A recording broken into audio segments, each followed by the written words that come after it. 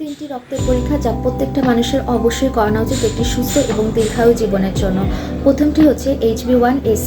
HB1AC আপনার 3 মাসে যে সুগারটা ইনটেক হয়েছে এবং ব্লাডে যে সুগারের লেভেলটা আছে 3 মাসে সেটা ডিটেক্ট করে। যদি এই লেভেলটা হাই হয়ে থাকে তাহলে আপনি তাড়াতাড়ি মারা যাবেন। কিভাবে আমি বলে দিচ্ছি। যদি এই লেভেলটা হাই হয়ে থাকে তাহলে আপনার ডায়াবেটিস হবে, হাইপার টেনশন হবে, ওবেসিটি হবে। তাই সবচেয়ে বুদ্ধিমানের কাজ হচ্ছে HB1C কন্ট্রোলে রাখা, অর্থাৎ আপনার সুগার লেভেলকে কন্ট্রোল করা।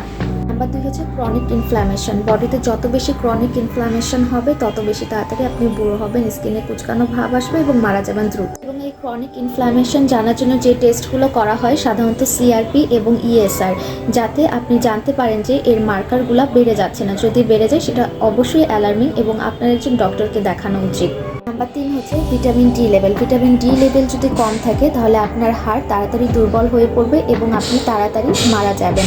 তাই ভিটামিন ডি হতে হবে একদম অপটিমাম লেভেলে এবং এটি খাদ্যের অভ্যাসের সাথে ভিটামিন ডিটা অনেকটা নির্ভর করে। তাই খাদ্য অভ্যাসকে আমাদের ভিটামিন ডি এর সাথে কোরিলেট করে চলতে হবে। তাই এই তিনটি টেস্ট HB1AC, CRP, ESR এবং ভিটামিন ডি লেভেল, এই তিনটি পরীক্ষা অবশ্যই প্রত্যেকটা মানুষের রেগুলার বেসিসে করা উচিত। এবং এই তিনটি পরীক্ষা করে আপনি আপনার সুস্থতা অনেকাংশে নিশ্চিত করতে পারবেন। আজকের মতো এখানে আলোচনা শেষ করছি। আসসালামু আলাইকুম। আমি সাইমার বৃষ্টি, একজন ফার্মাসিস্ট।